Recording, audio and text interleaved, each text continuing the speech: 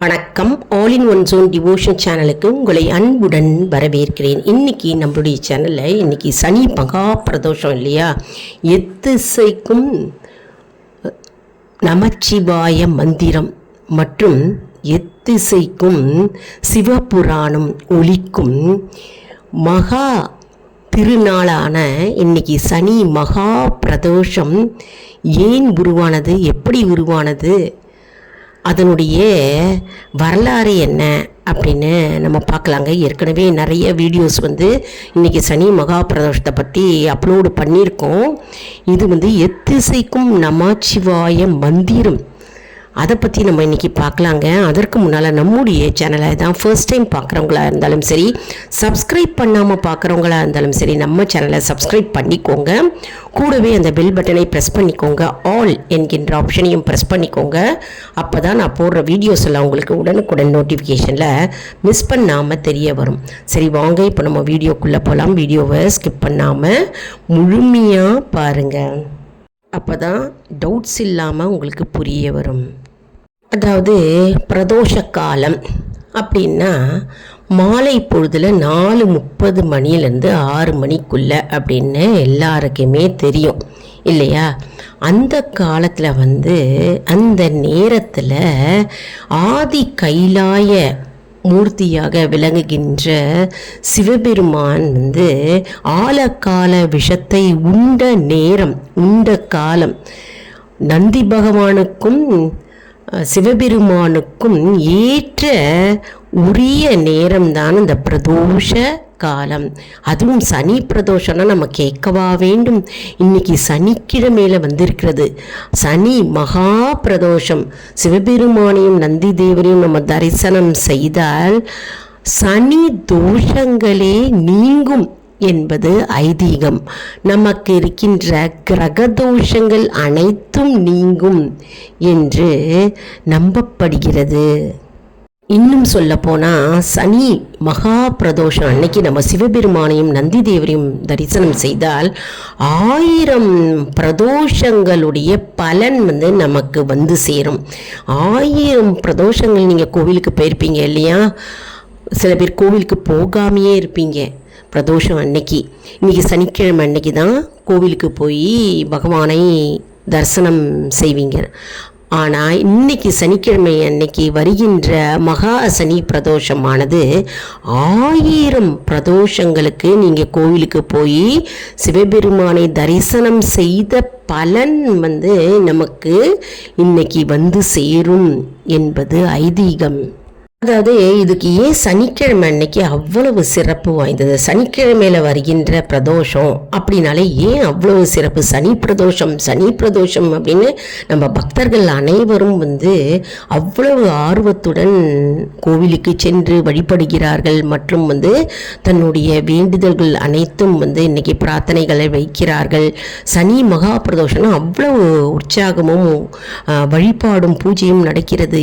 ஏன் அப்படின்னா, அதாவது தேவர்கள் என்ன செய்தாராம், அந்த காலத்தில் அமுதம் வேண்டும் அப்படின்னு பார்க்கடலை கடைந்தார்களாம். பார்க்கடலை அப்படி கடையும் போது கொடிய நஞ்சு வந்ததாம், கொடிய விஷம்.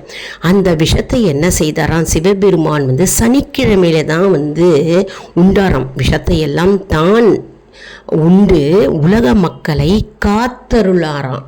சனிக்கிழமை அன்னைக்கு தான் அவர் நம்மை காத்தருளினார்.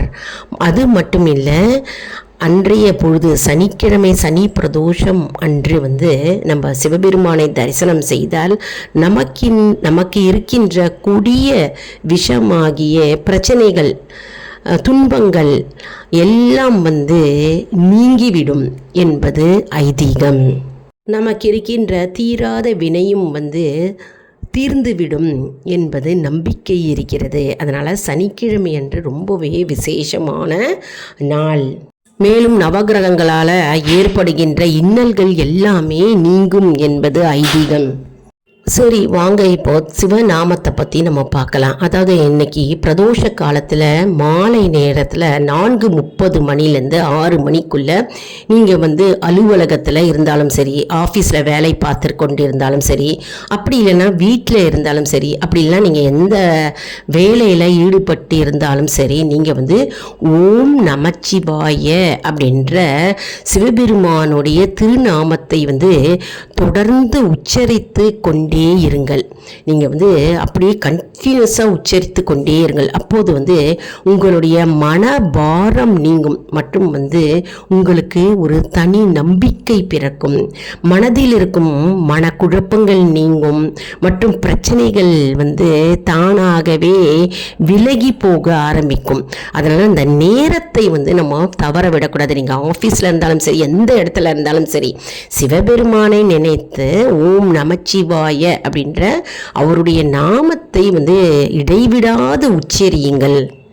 மேலும் பிரதோஷ நேரத்தில் கோவிலுக்கு போயிருந்தீங்க, அப்படிலாம் வீட்டில் இருந்தீங்கன்னா சிவபுராணத்தை படிங்க. நமச்சிவாய வாழ்க நாதன் தாள் வாழ்க அப்படின்ற சிவபுராணத்தை நம்ம இன்னைக்கு கண்டிப்பாக மாலை நேரத்தில் சிவபிரதோஷ நேரத்தில் படித்தாக வேண்டுங்க. மற்றும் மாணிக்க வாசகர் பாடிய இந்த சிவபுராணத்தை நம்ம இந்த மாலை நேரத்தில் அந்த சிவபிரதோஷ நேரத்தில் நம்ம படிக்கும்போது நமக்கு புண்ணியத்தை சேரும், புண்ணியம் நமக்கு வரும்.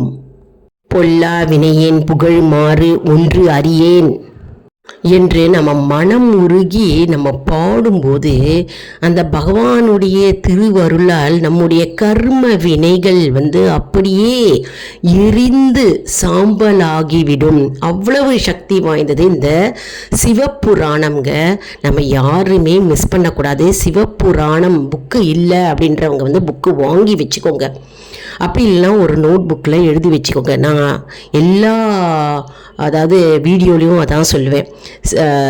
சிவன் பிரதோஷ பாடல்கள்லையும் சரி, மந்திர ஜபங்கள் அப்லோடு பண்ணும்போதும் சரி, ஒரு தனி நோட் புக்கு ஒன்று மெயின்டைன் பண்ணிக்கோங்க. பிரதோஷ காலத்துக்கு அப்படின்னு ஒரு தனி நோட் புக் மெயின்டைன் பண்ணிவிட்டு அதில் எழுதிவாங்க.